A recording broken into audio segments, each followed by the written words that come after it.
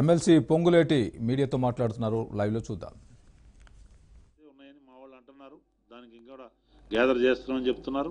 But ఏదేమైనా ఇప్పుడు మన తక్షణ కర్తవ్యం నెక్స్ట్ యుద్ధ రంగంలో అంటే రాజకీయ కురుక్షేత్రం ఒక రకంగా ఎన్నికలంటే దానికి సమాయత్తం కావాల్సిన సమయంలో ఎక్కడోళ్ళు అక్కడ ముడుచుకొని కూర్చుంటే బాగుండదు.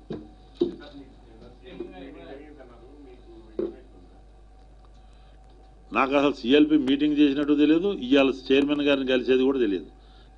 నేనే చైర్మన్ గారిని రూల్ పొజిషన్ కనుక్కోవడానికి పోయి వచ్చి కలిసి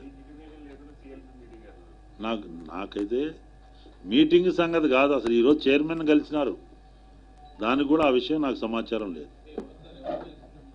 మీరున్నారు కదా, మా పీసీ ప్రెసిడెంట్ కలిసిండు, మా ఎల్ఓపి ఉన్నాయని కలిసిండు, నాకు లేదు, నాకైతే సమాచారం లేదు. లేకపోయినా నాకు కొద్దిగా మ్యాజ్ఞానం అలవాటు కాబట్టి ఇవన్నీ నేను కూడా మళ్ళీ పోయి వాళ్ళు వచ్చి వచ్చిన తర్వాత పోయి రూల్ పొజిషన్ తెలుసుకుని వచ్చి.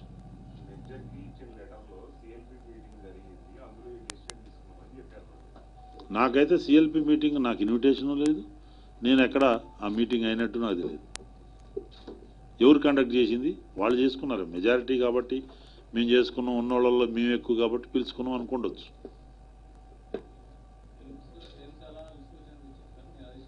అవన్నీ అధిష్టానం మా మధ్య ఉన్నాయి.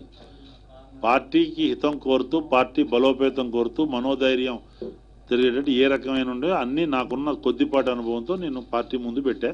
Up to them to act. అన్నీ ఎప్పుడైనా అది ఫేజ్డ్ మేనర్లో at any point of time నీరు వస్తూనే ఉంటుంది, కలుస్తూనే ఉంటుంది, కొత్త నీరు వస్తూనే ఉండాలా. ఇది ఒక ప్రజాస్వామ్యం.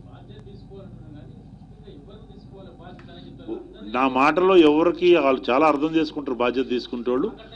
మీకు కూడా అర్థమైంది నా మాటలేందో.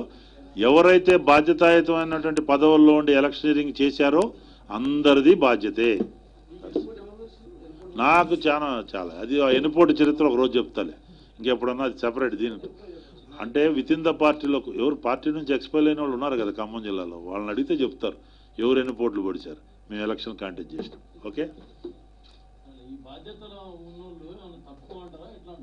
అది వాళ్ళ ఇష్టం. అది ఇప్పుడు పరిశీలన తప్పుకోవటం అనేది ఇప్పుడు నాది నా మీద డిపెండ్ అయి ఉంటుంది.